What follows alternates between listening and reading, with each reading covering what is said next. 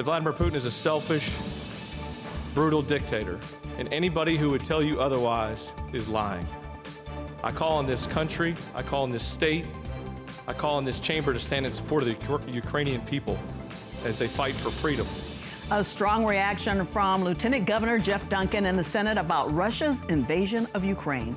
Good evening and welcome to Lawmakers on this day 21 of the legislative session. I'm Donna Lowry. Leaders in both chambers came down hard on Russian President Vladimir Putin's attack on Ukraine, and we'll hear more about that coming up. Gun bills dominated in the Senate today, including constitutional carry legislation. On the show today, we'll hear from lawmakers who spoke on the Senate floor. Also, we've had instances in Georgia where public officials have been indicted on felonies. Should they continue to get paid after they are indicted? We'll hear from both sides on that issue. But first, we head to the Capitol, and Capitol correspondent Brenda Waters with a look at the day's news under the dome. Brenda. Hey, Donna. Russia's attack on the Ukraine is facing criticism from around the world, including a call for sanctions right here under the Gold Dome from the Senate and the House. We've asked if the state of Georgia holds any investments in Russian equities or other assets, and if so, we will set about work to divest those assets with all due haste. I don't know about y'all, but I don't want one penny of a Georgian's money going to subsidize Vladimir Putin. That Vladimir Putin is a selfish, brutal dictator, and anybody who would tell you otherwise is lying. I call on this country, I call on this state, I call on this chamber to stand in support of the Ukrainian people as they fight for freedom. And right now, we have Russia with tactical nuclear weapons pointed at the United States, and they have raised that threat awareness to high alert. And it is unfathomable to me that any American that calls himself an American with what's going on in the world today can chant Putin and Russia. Anyone that gives aid and comfort to the enemy like that, I'm going to tell you something, they are not deserving of the title to be called an American. Guns were the topic of the day in the Senate. Now, 3 bills were introduced on the floor. SB 479 would make each possession of a weapon by a convicted felon or person on probation a separate offense. That passed 43-9. SB 259 had 3 legislative parts. First, it would keep information about weapons carry license from being shared among agencies or departments. And the bill would prevent that information from being kept in a database. It would also allow gun owners to fire their guns on property larger than 10 acres with the owner's consent, and require municipalities to dispose of or sell confiscated weapons every 12 months. It passed 33-20. But SB 319, also called the Constitutional Carry Bill, created the most contentious debate. It would allow Georgians to conceal carry a gun without the need of a concealed permit. Senator Jason Anavatarte says the surge in crime has driven support for the bill. And so with this surge in the first-time gun ownership by law-abiding individuals, there are more people needing to get a carry permit. Let me be clear. They want a permit. They want the permit because they want to follow the law, and current law says you have to have one. What they don't want is to be slow-walked through a completely unnecessary step in their quest to legally have the ability to defend themselves. Democrats also tried to link voting rights to the Second Amendment rights in the proposed bill. But with respect to voting rights, while they want to loosen restrictions with respect to guns, have guns everywhere, have them everywhere. When it comes to voting, the majority is going to tell you when, where, how, with what ID, what document, what deadline you will have to deal with to exercise your God-given rights. Looser gun laws, stricter voting laws. All the while, the body count adds up while the votes don't. My right to defend myself is not infringed upon because my neighbor owns 3 guns. but my right to vote is infringed upon if my neighbor is allowed to vote 3 times and I'm only allowed to vote once. Well, not Democratic Senator Michelle Au introduced an amendment that would have made background checks mandatory for any other gun sales not handled by a licensed firearm dealer. While it's not perfect or absolute by any means, I think that we can agree that a background check at the point of sale serves as a pretty good filter to make sure that the people who buy guns are responsible, safe, and law-abiding gun owners, to the excellent point of the senator from the 31st. That amendment wasn't passed. But in the end, Anna Vitarte said that Democrats were missing the point. And I've not heard a single mention or merit to this bill discussed from the other side. All I've heard is about voting, abortion, all kinds of other issues, but not one single merit of policy that refutes what this bill is doing. And finally, we like to throw around the word extremists. And, you know, in some places, yes, it's appropriate and it's warranted. But if you're going to tell young moms and families in the suburbs of Atlanta or the city of Atlanta or in West Georgia or in Valdosta, or in Augusta, or Savannah, in areas in between, that they're extremists because they want to protect their families in this day and age, maybe you need to rethink your priorities of what we're doing for Georgia families in this capital. The bill was passed along party lines 34-22, and HB 1378 was heard in committee today. The primary thrust of that bill was to allow places of worship to institute their own weapons rules. Representative Jesse Petrie told legislators this morning that HB 1064, which would give veterans a tax break, is a primary one for Governor Kemp during this session. Here in Georgia and in this chamber in particularly, addressed a multitude of issues to address making Georgia a military and a veteran-friendly state. But there is one more important thing we can do, and I think that is the bill we're looking at today. This is probably the most important thing I think we can do to complete that effort. So very simply, this bill exempts up to $17,500 of income received from military retirement benefits from state income tax for individuals under 62 years of age. HB 1064 passed 161-0. And finally, Donna, it's Alzheimer's Awareness Day at the Capitol. More than 150,000 Georgians are living with this disease, and there are more than 300,000 caregivers. That's my Capitol report. Back to you. Thank you so much, Brenda. We're going to spend time now talking more about the gun legislation under the Gold Dome today. First, we'll hear from a law enforcement perspective from Republican Senator Randy Robertson, who retired from the Muskogee County Sheriff's Department after 30 years. And the reality of it is it's much ado about nothing. We're talking about a piece of paper. And while I appreciate the passion on both sides, in today's world, law enforcement officers in Georgia can't walk up to someone and say, "Can I see your carry permit?" unless that individual is involved in a crime or some other nefarious act. So, to be honest with you, the little piece of paper really doesn't do that much except cost taxpayers $75. If you or I were to go in a gun store today without that piece of paper and attempt to purchase a handgun, they would run a criminal background check on us through GCIC and NCIC.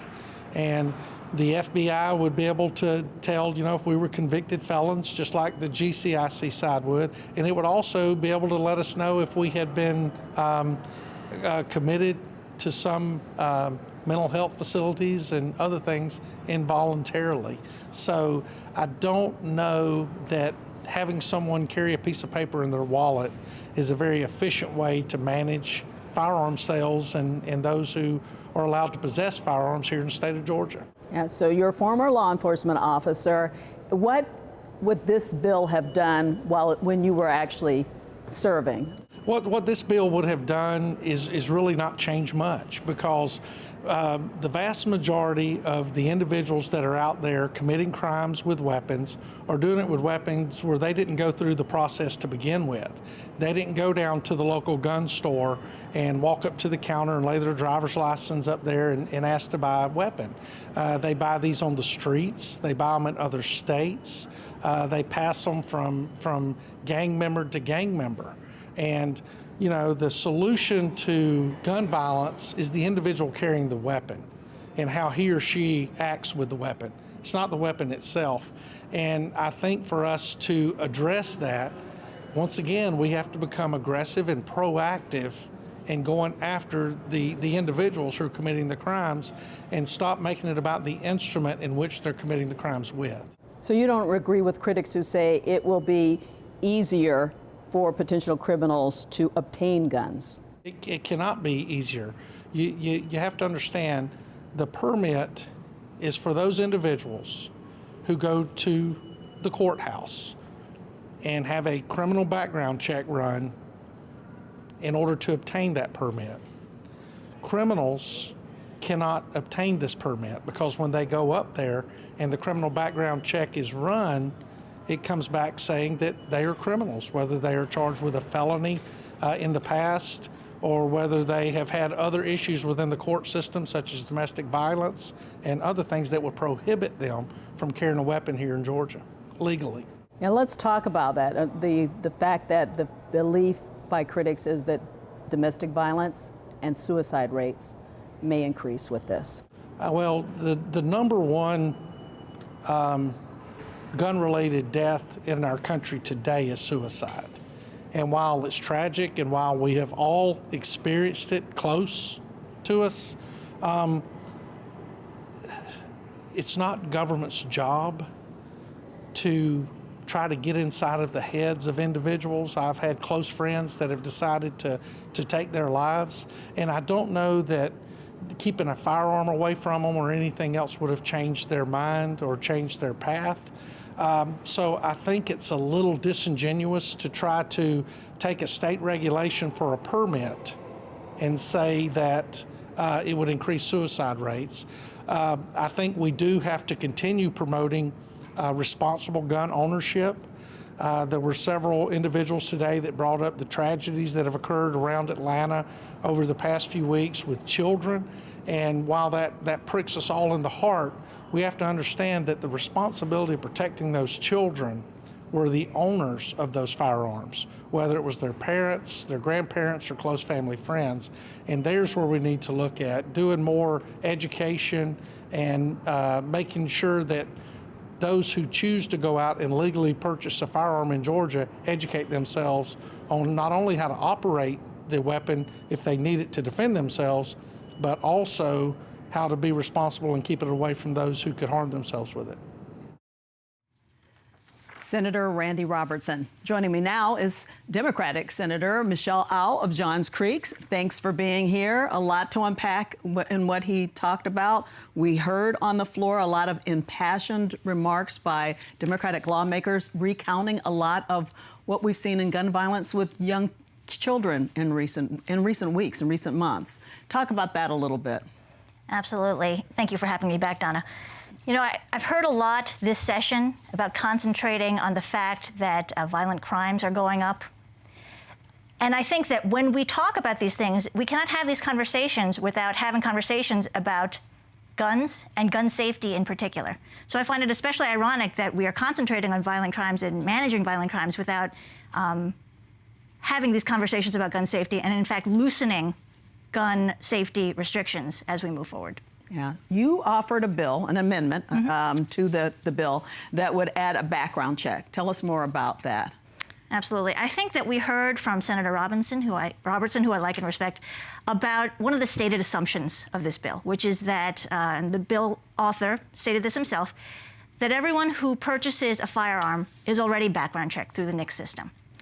I think this is generally true, that people who purchase guns through federally licensed gun dealers do get a background check.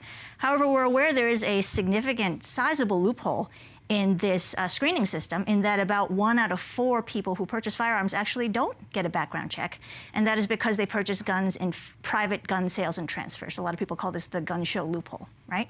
So if we're talking about gun rights, which I think is an entirely reasonable conversation to have, we have to remember that rights come with responsibilities, right? And we all prize the rights of responsible gun ownership, but we have to talk about what those responsibilities entail.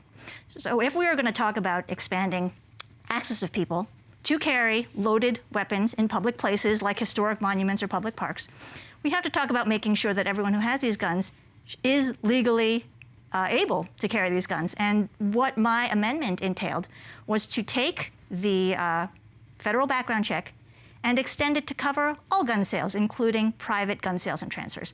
That way, I think this is an amendment that's very synchronous with the stated assumptions of the bill as stated by the author, and would in fact provide a good safety net to make sure that everyone who purchases a gun is filtered and screened for these lawful ability to own a weapon. Now, some of the discussions about your bill from Republicans dealt with heirlooms. Like the focus was on, well, grandma has a gun, wants to pass it along to a grandson, and she'd have to go through a background check.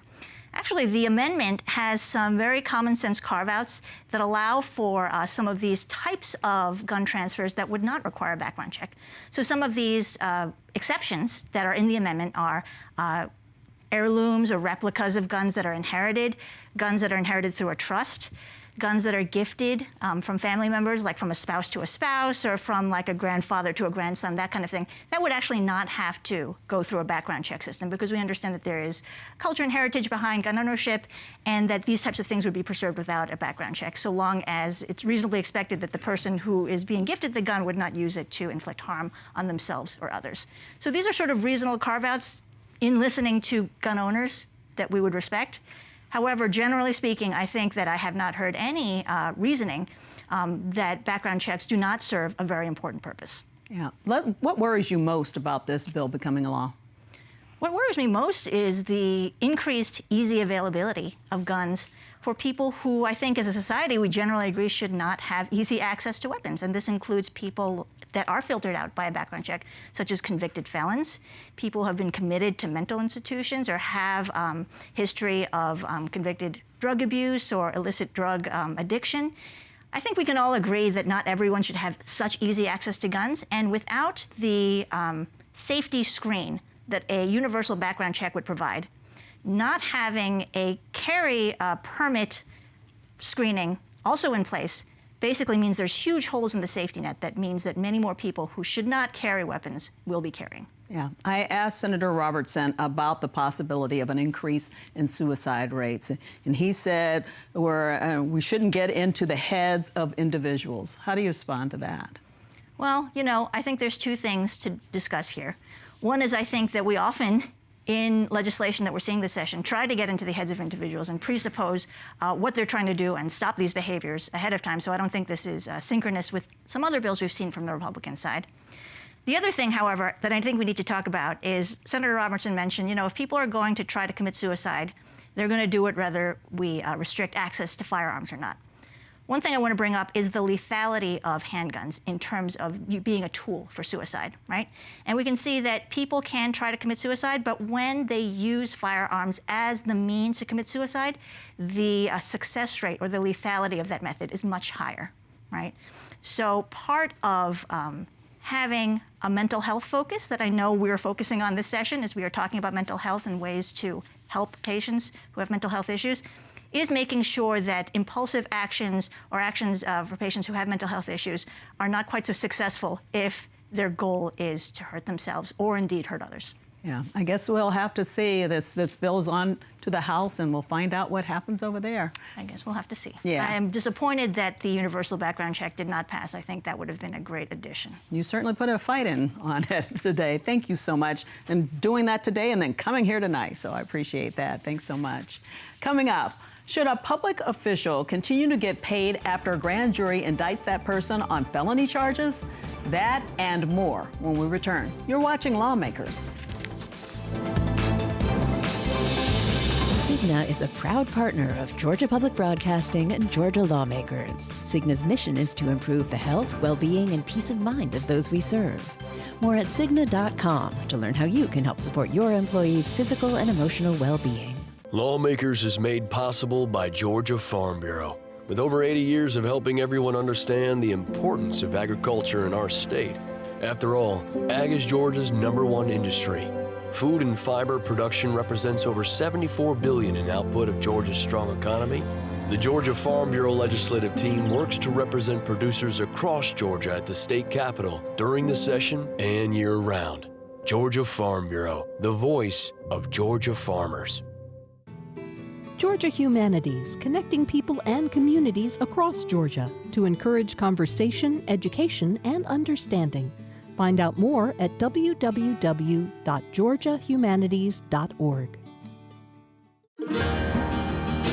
We are the Southern Environmental Law Center. At SELC, we not only take on the toughest environmental challenges, we win, forcing the removal of more than 250 million tons of toxic coal ash, defeating repeated attempts to bring offshore drilling to our coasts, and securing clean air and water protections for communities across our region. Your most powerful environmental defender is rooted right here in the South.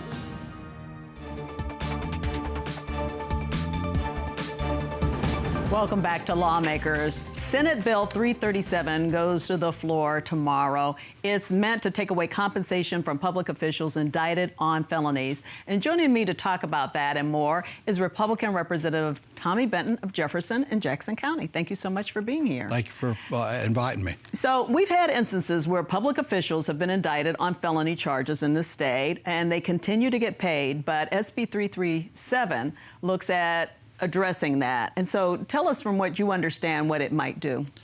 Well, it sounds to me like that it's going to take the person that's been indicted and simply not remove him from office, but not allow him to do his job and won't get paid.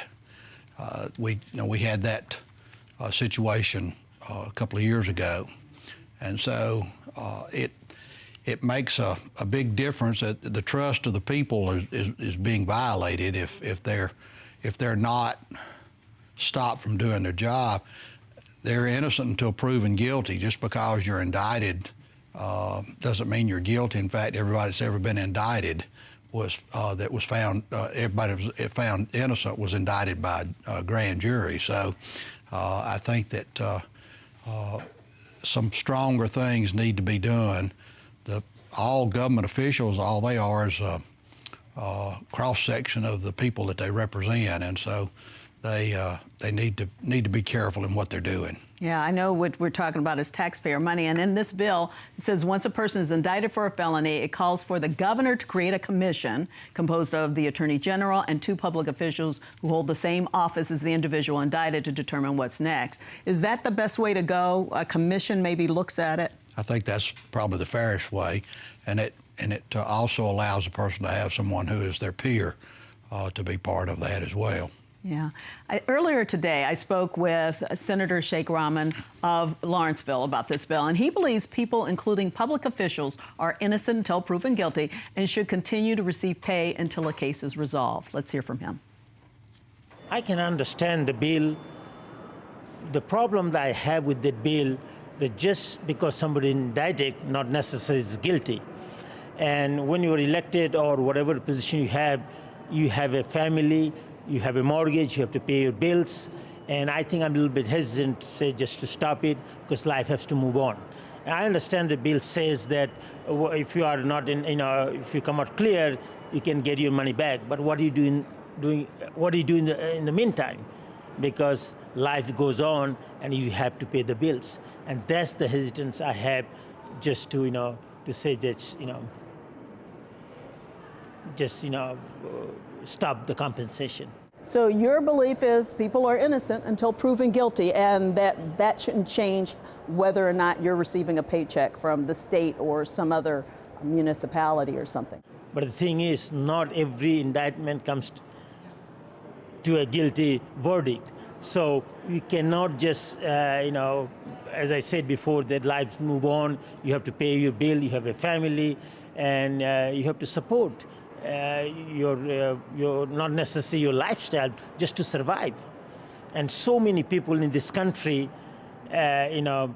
just away from one accident or something that happened, cannot afford to survive or continue their life. So I'm a little hesitant to support something like that. So I have to give a little thought myself. It's not about the money. It's about the people. It's about the life. It's about, the human being. So, you have a family, you have children. We're talking about vast majority could affect anybody. So I'm thinking about the human side.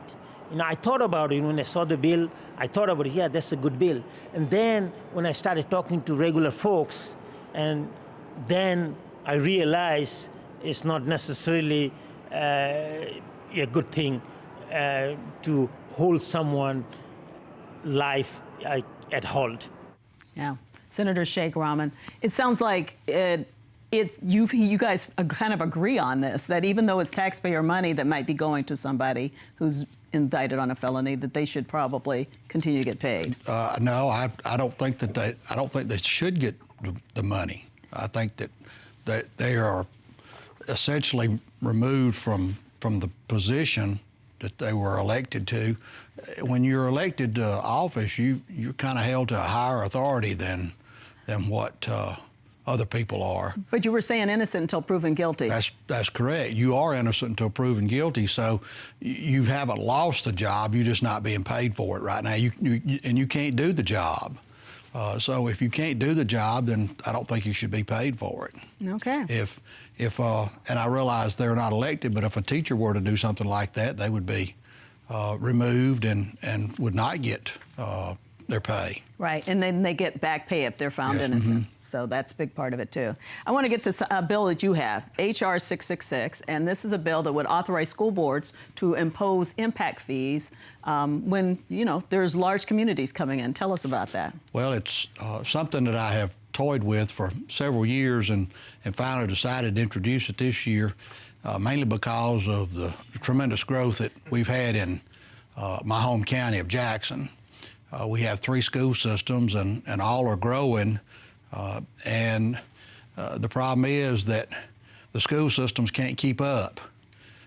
They have to educate the children, but they don't have any say-so in what gets brought into the county, how many houses are allowed to come in for the acre, or any of the zoning. And so this was something that I felt like that would be it's not really a fix, but it's a Band-Aid to try to get some extra money to the school systems in order to have money for more schools or for infrastructure, roads to the schools, water lines, those types of things. Yeah, so you mentioned that other jurisdictions are able to get, like for the city might be able to impose an impact fee, but school districts can't, no matter how many kids may be coming from an apartment complex that just came up. No, and that's the reason that it's a constitutional amendment. We have to add the school systems to those that can already get the impact fee. So this would be going to the public and asking them whether they should go along with an impact fee. Be for the people to vote on. And since you're a former school teacher, you understand what happens on that end with the schools. Yes, I do. And the growth of Jackson County came after I retired. But when you build a new high school, and several months later you're already rolling in mobile units, it makes it very difficult. And that was one thing about the recession. It hurt a lot of people, but the school systems caught up, and you didn't see mobile units out at schools anymore for a while.